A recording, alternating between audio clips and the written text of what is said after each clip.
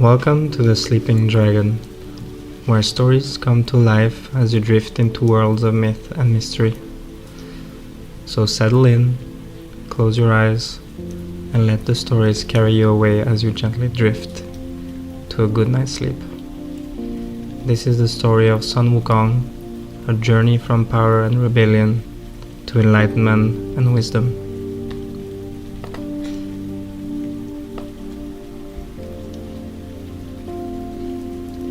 In the beginning, before the dawn of human history, when the earth was still young and the heavens watched over all with curious eyes, there was a place of unrivaled beauty and mystery, the mountain of flowers and fruit. This mountain was no ordinary peak. It was a realm unto itself, a paradise where nature flourished in its purest form. The air was so sweet with the scent of blossoms, and the ground was lush with life. Waterfalls poured down from the towering cliffs, creating pools as clear as crystal, reflecting the blue skies above. At the earth of this mountain, surrounded by ancient trees and hidden from the eyes of the world, lay a great stone. This stone was unlike any other. It had been formed at the beginning of time, shaped by the primal forces of the universe, the wind, the water, the fire, and the earth. It was neither too hard nor too soft, neither too cold nor too warm. This stone absorbed the essence of the sun by day and the energy of the moon by night. Over countless millennia, it became infused with the purest key, the force that flows through all things. And then, one fateful day, under a sky streaked with gold and crimson, the stone began to crack, slowly at first, but then with growing intensity, until finally, with a great burst of light, the stone shattered. From its depths emerged a figure, a small, golden-furred monkey, with eyes that sparkled like the stars in the night. This was no ordinary monkey. This was Sun Wukong, the Monkey King, born of the earth and sky, destined for greatness.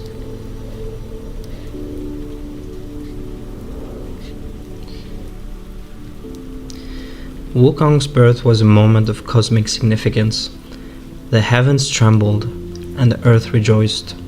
The creatures of the mountain, deer, birds, and insects, gathered around this newborn being, sensing the extraordinary power that lay within him. Even the wind seemed to playfully swirl around him, as if eager to guide him on his first steps. From the very beginning, Wukong was filled with an insatiable curiosity. He was a creature of boundless energy, always exploring, always discovering. As he grew, he leaped from tree to tree, raced with the winds, and danced with the shadows. He was the embodiment of freedom, a spirit unbound by the limitations of the world around him. Wukong's intelligence was as sharp as his movements were swift. He learned quickly, observing the other animals of the mountain and mimicking their actions. But it wasn't long before he surpassed them all, not just in strength and agility, but in wisdom. The monkeys of the mountain, recognizing his extraordinary abilities, began to follow him, looking to him as their leader. Wukong, though young, embraced this role with joy, his heart swelling with pride. In those early days, Wukong led his fellow monkeys to a discovery that would shape their lives forever. Deep within the mountain, hidden behind a curtain of cascading water, he found a secret cave, a place untouched by Bedtime, filled with treasures and wonders beyond imagination. The cave was cool and vast, with walls that shimmered like the night sky and floors smooth as jade. Here, Wukong and his companions established their kingdom, a place where they could live in peace safe from the outside world. Wukong's kingdom in the water curtain cave was a paradise, a place where laughter echoed through the caverns, and the days were filled with games and feasts. The monkeys adored their king, and Wukong in return cared deeply for them. He was a just and benevolent ruler, ensuring that everyone had what they needed and that the harmony of the world remained unbroken. Yet, even in this idyllic setting, Wukong's mind was restless. He could not help but gaze beyond the borders of his kingdom towards the distant horizons. There was a yearning deep within him, a desire to understand the mysteries of life, to grasp the truths that lay beyond the reach of his current existence. The more he experienced, the more he realized how little he truly knew. This realization did not dishearten him. Rather, it ignited a fire within him, a burning desire to seek out the knowledge and power that could answer the questions that plagued his heart. Wukong's thirst for knowledge soon became the driving force of his life. He knew that the answers he sought could not be found within the confines of his mountain paradise. He had heard tales of immortal beings, sages, who had unlocked the secrets of the universe, and gods who ruled the heavens. Wukong wanted to meet them, to learn from them, and perhaps even surpass them. The idea of immortality, of transcending the limits of his mortal existence, fascinated him. What would it be like, he wondered, to live forever, to have the power to shape the world according to his will? These thoughts consumed him, and he began to distance himself from the daily joys of his kingdom. His nights were spent gazing at the stars, contemplating the vastness of the universe, and his days were filled with preparations for a journey that would take him far from his home and onto the unknown. The decision to leave was not easy. Wukong cared deeply for his fellow monkeys, and the thought of leaving them behind weighed heavily on his heart. But he knew that he could not ignore the call that beckoned him, the pull of destiny that urged him to seek out his true purpose.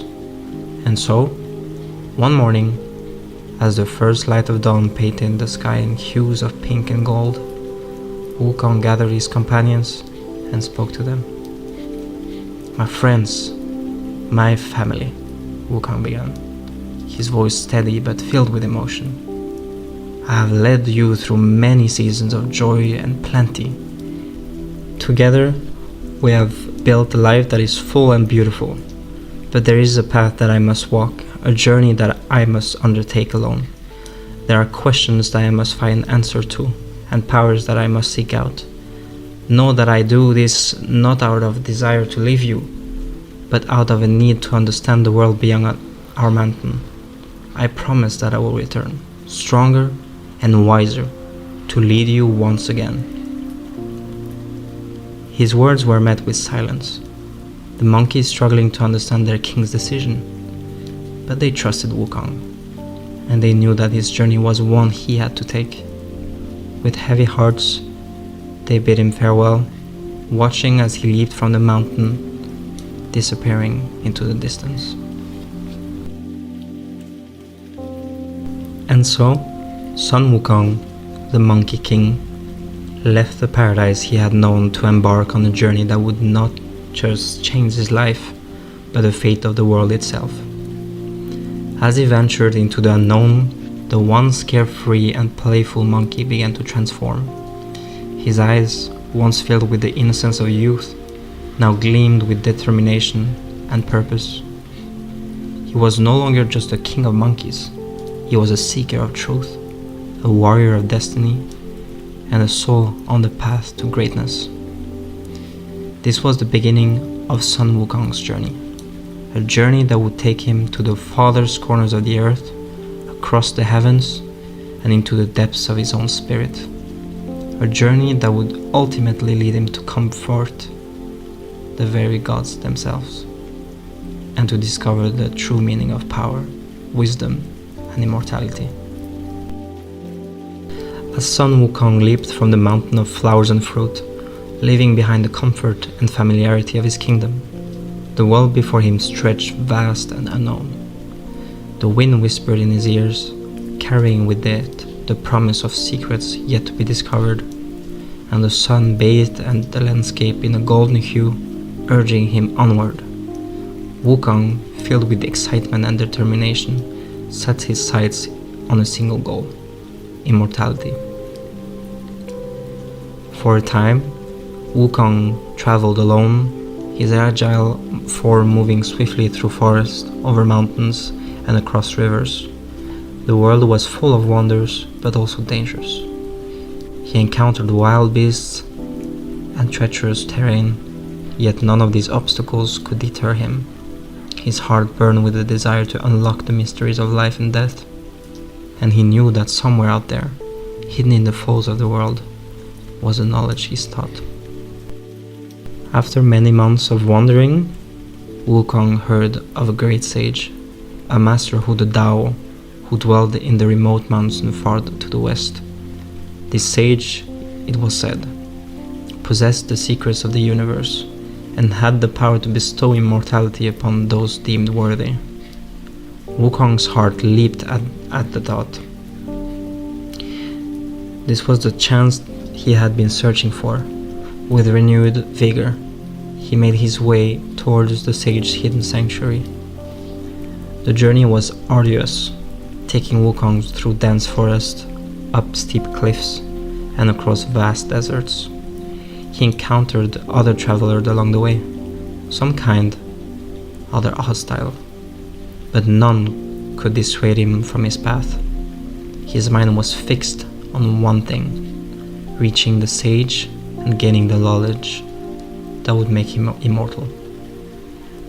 Finally, after many trials, Wukong arrived at the foot of the towering mountain, its peak lost in the clouds. Here, nestled in a grove of ancient trees, was the sage's abode, a simple yet serene place, where the air was thick with the scent of pine and the sound of a nearby stream filled the silence with a gentle melody. Wukong approached with reverence, his usual playful demeanor tempered by the gravity of the moment. The sage was an elderly man, his face lined with wisdom and years of meditation.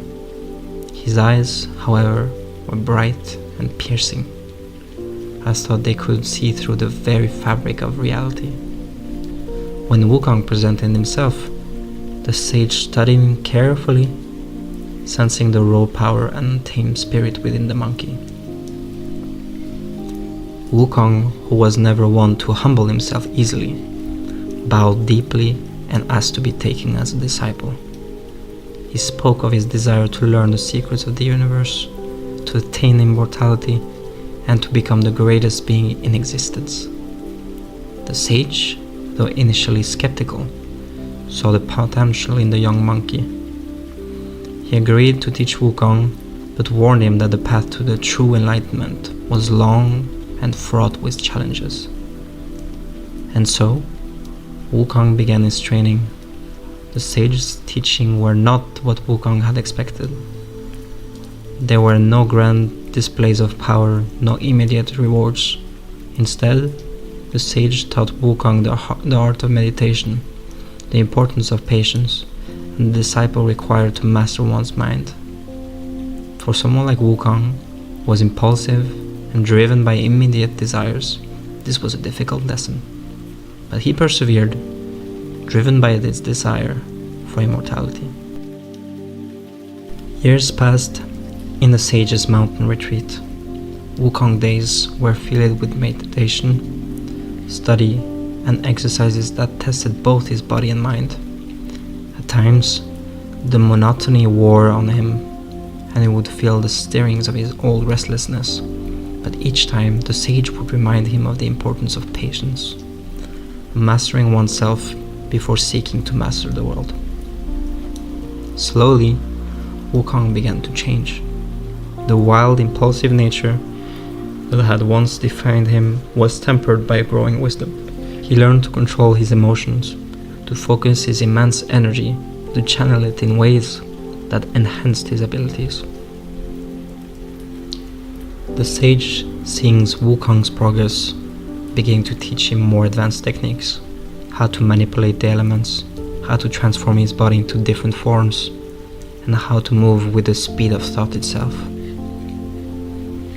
One day, after many years of rigorous training, the sage called Wukong to him.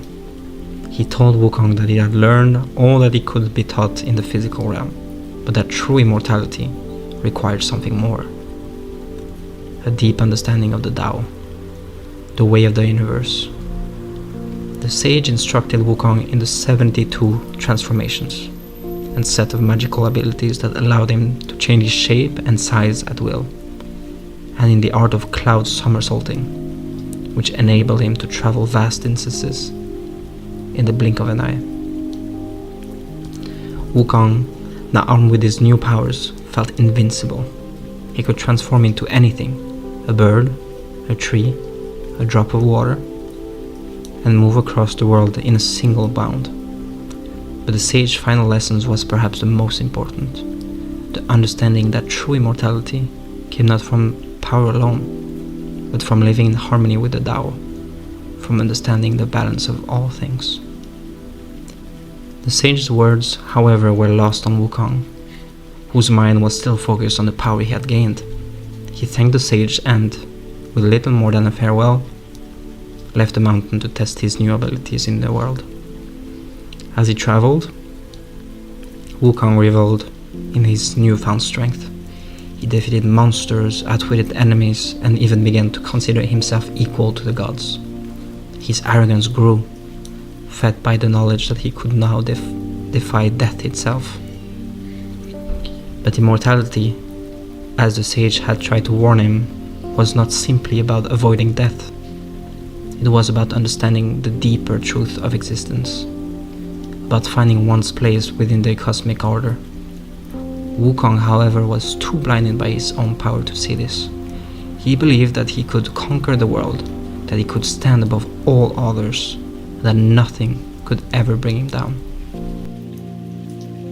As Wukong continues his journey, his fame spread far and wide, and became known as the Great Sage, equal to the heavens, a title he bestowed upon himself in his growing pride. But with this fame came attention from the heavens themselves. The Jade Emperor, ruler of all the celestial realms, heard of Wukong's exploits and grew concerned. A mortal, even one with such powers, had no right to challenge the gods, to disrupt the balance of the cosmos. But Wukong, in his arrogance, believed he could. He had gained power beyond his wildest dreams, but he had forgotten the sage's techniques, the warnings about the true nature of immortality. Wukong's journey had taken him into the heights of power, but it has also set him on a collision course with forces far greater than himself. And so, as Wukong left the sage's mountain behind, he stepped into a new phase of his journey, one that would lead him into the heart of the heavens, into a confrontation with the very gods he had once thought to emulate. But the lessons he had learned, the discipline he had gained, would soon be tested in ways he could never have imagined. The search of immortality had brought Wukong great power, but it had also sown the seeds of his eventual downfall. This was the beginning of Wukong's transformation, from a seeker of wisdom to a challenger of the divine, from a student of the Tao to a rebel against the heavens. The path ahead was fraught with peril, but it was a path that Wukong was determined to walk, no matter the cost. Sun Wukong's journey had brought him far from the lush, secluded mountains of flowers and fruit. He had traversed the mortal realm, acquiring knowledge and power that few could even dream of. But the world, vast as it was, could no longer contain his ambitions. His mind, now brimming with confidence and pride, turns towards the heavens, the realm of the gods. If he was to be truly immortal, truly the greatest being in existence, he he would need to challenge the divine order itself. Wukong's rise had not gone unnoticed. The heavens, a realm of eternal harmony and order, were not accustomed to such boldness from a mortal creature.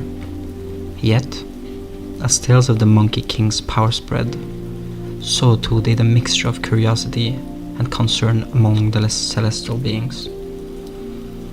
The Jade Emperor, ruler of all the heavens, watched with growing unease as Wukong's influence expanded, threatening to delicate balance of the cosmos. To the gods, Wukong was an anomaly, a creature of immense power who refused to recognize the authority of the heavens.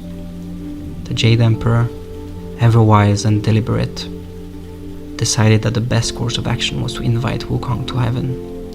Perhaps, the Emperor reasoned, the Monkey King could be placated, his rebellious tamed by a position with the celestial bureaucracy.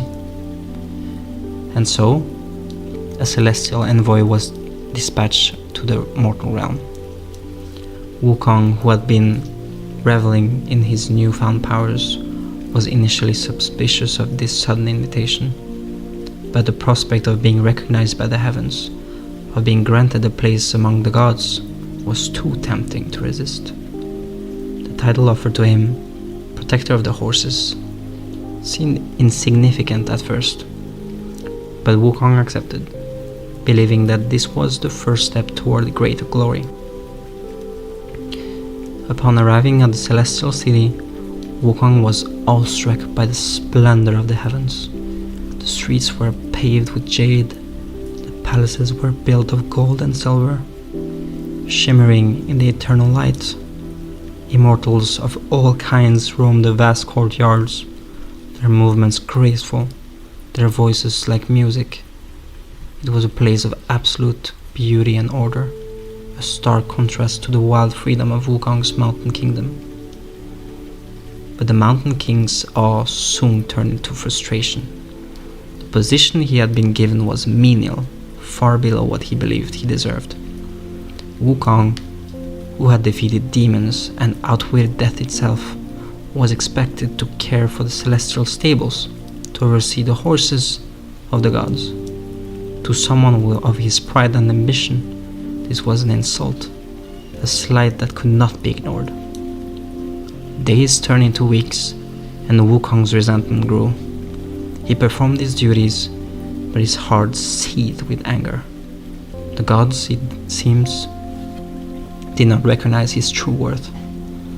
The celestial bureaucracy, with its rules and hierarchies, was stifling to a creature as wild as free as Wukong. The Monkey King began to see the heavens not as a place of honor, but as a prison, a cage gilded with trappings of power, but lacking in true freedom. Wukong's frustration finally reached to a boiling point. He could no longer tolerate the disrespect, the belittlement. He decided to leave the stables and return to his mountain kingdom, but he would not go quietly. Before his departure, Wukong unleashed his wrath upon the celestial city. He released the horses from their stalls, allowing them to run wild through the streets of heaven. The chaos that ensued was immense, a stark reminder to the gods that Wukong was not being to be trifled with. As he prepared to leave, Wukong declared himself the great sage equal to heavens, a title he crafted to assert his equality with the gods. It was a bold statement, a declaration of defiance against the celestial order. The Jade Emperor, hearing of Wukong's action and his self-proclaimed title, was both outraged and alarmed. This was not just a challenge to the heavenly authority, it was a direct affront to the Emperor himself. In response, the Jade Emperor summoned his generals and advisors. A decision was made to bring Wukong back to heaven, not as a guest, but as a prisoner. The heavenly army, armed with divine weapons and spells, was dispatched to capture the rebellious monkey and bring him to justice. But Wukong, now fully aware of his own power, was not easily subdued. The battle that followed was nothing short of legendary. Wukong, with his mastery of the 72 transformations and his cloud somersault technique, fought with the ferocity of 1,000 warriors. He transformed into a giant to crush his foes, then into a tiny insect to slip through their grasps. He summoned storms, wielded his magical staff with unparalleled skill, and outmaneuvered the gods at every turn. The celestial army, though powerful, found itself outmatched by Wukong's sheer cunning and strength.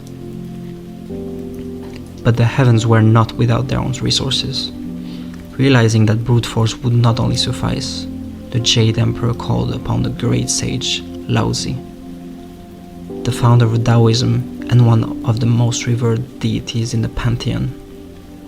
Laozi, with his deep understanding of the Tao and his mastery of alchemy, devised a plan to capture Wukong, using a special concoction. He created a magical pill that would sap Wukong's strength and make it vulnerable to capture. Wukong, unaware of the trap, was eventually lured into consuming the pill. For a moment, he felt a surge of power, but it was followed by a sudden and overwhelming fatigue. His movements slowed, his strength waned, and before he could react, the celestial soldiers seized him, binding him with chains, forging him from the purest elements. The great sage, equal to the heavens, was finally subdued. Wukong was brought before the Jade Emperor, bound and humbled. The once proud and defiant Monkey King now found himself at the mercy of the very gods, and he has sought to challenge. The heavens had proven to be a place not just for beauty, but of immense power, a power that Wukong had underestimated. The Jade Emperor, though furious, saw that Wukong's punishment must be a lesson, not just to the Monkey King, but to all who might think to challenge the celestial order. And so, Wukong was sentenced to a fate that would test his very spirit. He was to be imprisoned beneath the Five Elements mountain, a place where the weight of the world itself would press down upon him, keeping him bound for 500 years. There, beneath the mountain, with nothing but time and silence as his companions, Wukong would be forced to reflect on his actions, to contemplate the consequences of his defiance. And so, Sun Wukong, the once mighty great sage, equal to heaven, found himself alone beneath the crushing weight of the mountain. His journey, which had begun with such promise and ambition, had led him to his place of darkness, of despair. But even in this moment of defeat, the story of the Monkey King was far from over. The heaven had broken his body, but his spirit remained unyielding. As Wukong lay beneath the mountain, he began to understand the sage's final lesson. Power alone was not enough. True immortality, true greatness, could only be achieved through understanding, through humility, through harmony with the Tao. It was a lesson that would take centuries to fully grasp, but it was one that would ultimately shape the fate of the world itself.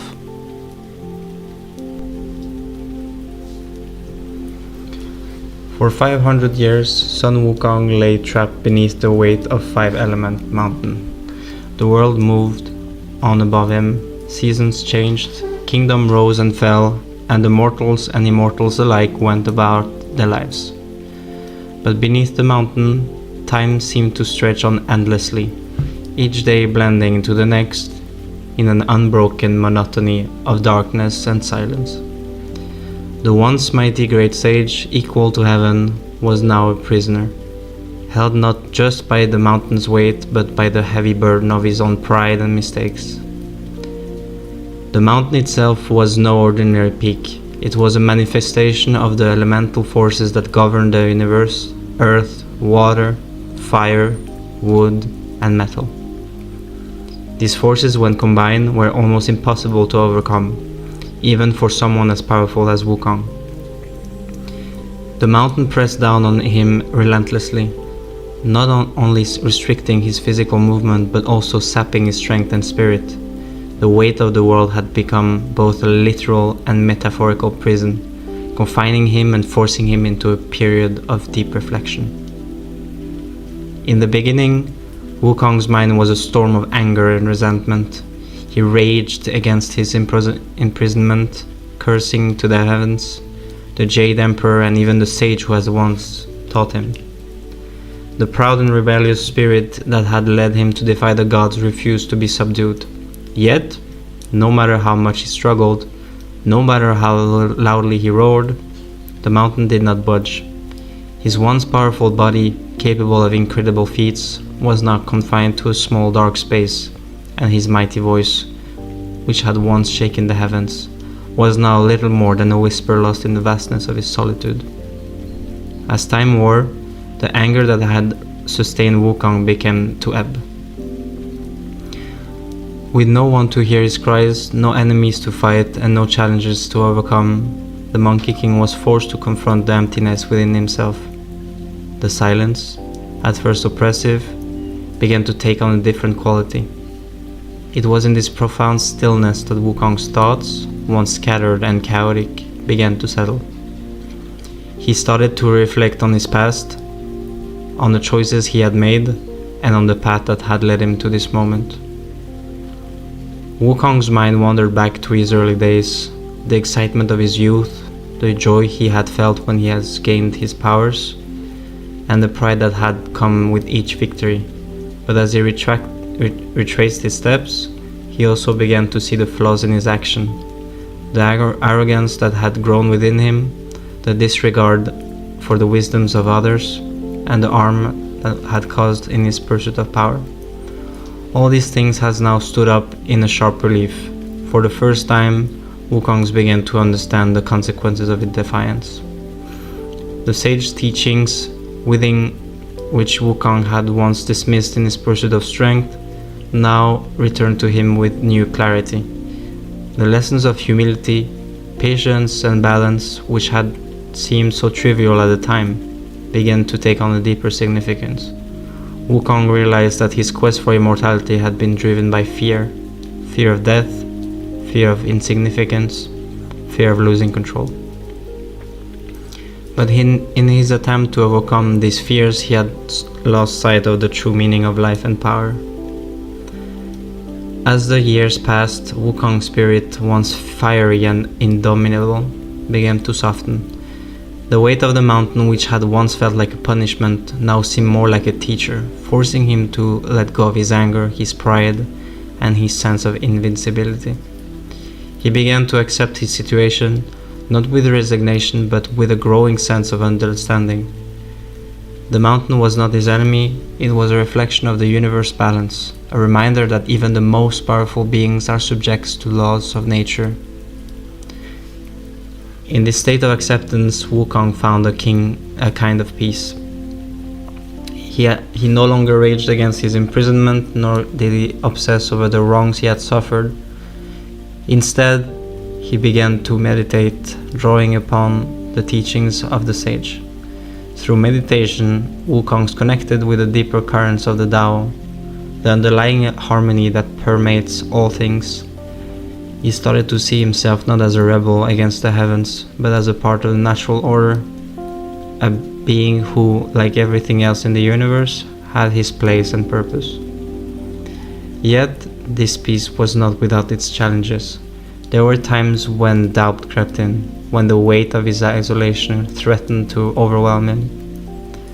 But each time, Wukong would return to his meditation, grounding himself in the knowledge that true strength comes not from domination but from understanding and harmony. As the centuries passed, Wukong's transformation deepened. The Monkey King, once defined by his impulsiveness and pride, became a creature of profound wisdom and restraint.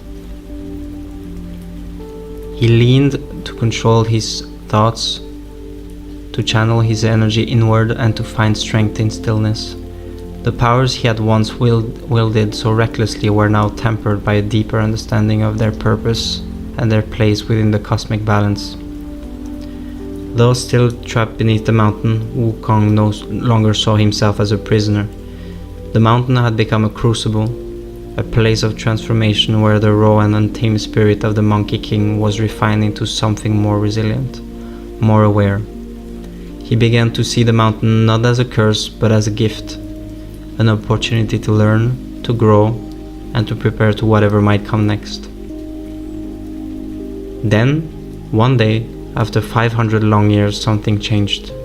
The wind shifted and the earth trembled slightly, as if in anticipation of a great event. Wukong, deep in meditation, felt it too, a subtle but unmistakable change in the flow of the Tao. It was as if the new universe itself was acknowledging his transformation, recognizing the journey he had undergone.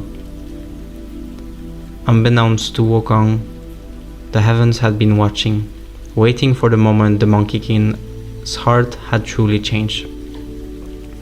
The time had come for Wukong's redemption, for his release from the mountain and his return to the world. But this time, he would not return as the rebellious great sage, equal to heaven. He would return as a protector, a guardian, and a disciple of the teachings he had once ignored. As the mountain began to tremble, and the first rays of sunlight pierced the darkness that had surrounded him for centuries, Wukong felt a surge of energy, a sense of purpose and clarity that he had never known before. The journey that had begun with arrogance and defiance was not leading him toward something greater, something that would shape not just his destiny but the destiny of all beings. After 500 years of imprisonment beneath the Five Elements mountain, Sun Wukong emerged a changed being. The once fiery and rebellious Monkey King, whose strength and cunning had defied the heavens, now stood humbled and wiser, ready to embrace the next chapter of his journey. It was not by chance that he has released. The universe had conspired to guide him towards a path of redemption, a path that would lead him to the West, in search of sacred scriptures that held the promise of salvations for all beings. This journey, however, was not one he would undertake alone. As the mountain crumbled away, revealing the first rays of light Wukong hadn't seen in centuries, he was greeted by a figure clad in simple robes, with a serene expression that radiated compassion and wisdom. This was Tang Sanzang, a monk chosen by the Buddha himself to retrieve the holy scriptures from the western heaven. The monk, though unarmed and seemingly vulnerable, possessed an inner strength that drew Wukong to him, a strength born of faith, patience, and unshakable belief in the goodness of all creatures. From the moment they met, Wukong sensed that his journey would be unlike any he had undertaken before. Tang Sanzang was no warrior, no wielder of magic power. His strength lays in his compassion, his ability to see beyond the surface and into the hearts of others. To Wukong, this was a new kind of challenge, one that required not just physical prowess, but a deep and abiding change in his very nature. The monk's gentle presence, combined with the weights of his mission, began to chip away all the last vestiges of Wukong's pride and anger. As they set out on the road to the west, Wukong found himself acting not as a leader, but as a protector. The staff he once wielded with reckoned abandon was now a tool of defense, used to shield his master from the dangers that lay in wait. Each step they took brought new trials, each more difficult than the last, designed not just to test their resolve, but to challenge Wukong's transformation. Demons, spirits, and bandits all sought to capture and kill Tang Sanzang, believing that consuming his flesh would grant them immortality. But Wukong, with his sense and unmatched strength, stood as an unyielding guardian. Yet, the journey was not simply a series of battles to be fought and won. For Wukong, it was an ongoing test of his character. Each encounter forced him to confront his past, his impulsiveness, his arrogance, and his tendency to resort to violence. The teaching of Tang Sanzang, delivered with patience and understanding, began to take root in Wukong's heart. The monk did not chastise Wukong for his past deeds. Instead, he offered guidance, showing Wukong a different way to use his strength, one that was aligned with the principle of mercy and compassion. One of the most significant challenges that they faced came in the form of the many illusions and deceptions that demons cast in their path. Wukong, with his sharp eyes and quick mind, was often the first to see through these tricks. But it was not always his strength that saved them. Sometimes it was his willingness to listen to Tang Sanzang's counsel, to consider options other than force. Slowly, Wukong began to understand that true power did not lie in the ability to dominate others, but in the ability to control oneself, to act with wisdom rather than impulse.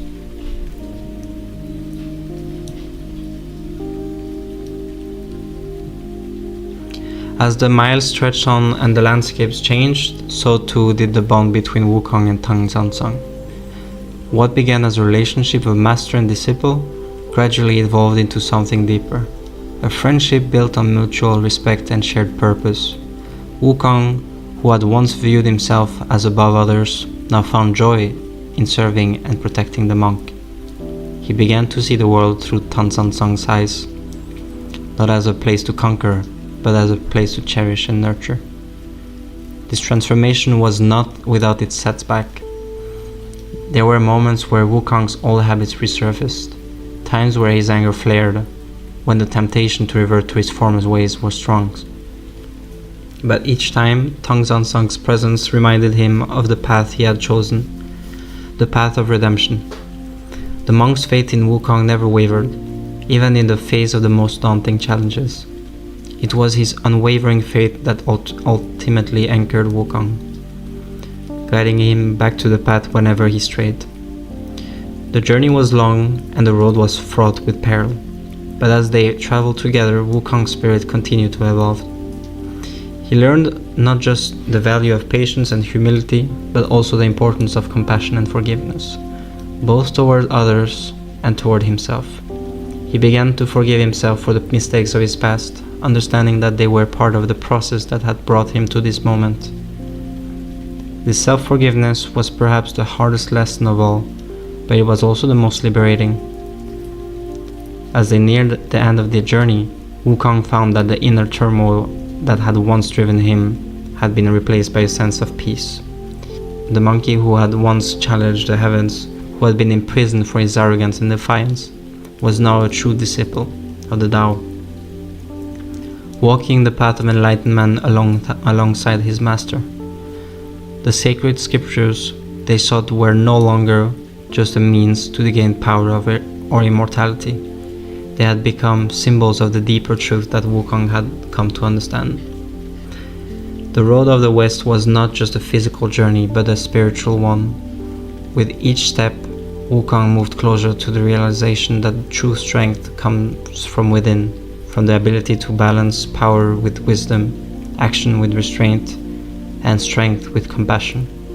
He had finally found the harmony that the sage had once tried to teach him, the balance that eluded him for so long. At the end of their long journey, as they approached the western heaven, Wukong looked back on the road they had traveled and saw not just the miles they had covered, but the transformation he had undergone.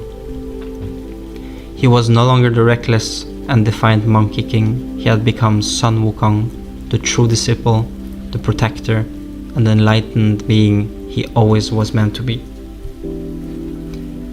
And as they finally reached the gates of heaven, of the western heaven, ready to receive the sacred scriptures, Wukong knew that his journey was not over. He had only just begun, for the path of enlightenment is a lifelong pursuit, a journey that requires constant growth, learning, and self-discovery. And with Tang Sanzang by his side, Wukong was ready to continue walking that path, not as a rebel against the heavens, but as a guardian of the Tao, a being of balance, wisdom, and compassion. In the end, Wukong's journey was not just one for miles, but one for soul. A journey of rebellion to redemption, from chaos to peace. A journey that reminds us all of the power of the change and the beauty of finding one's path.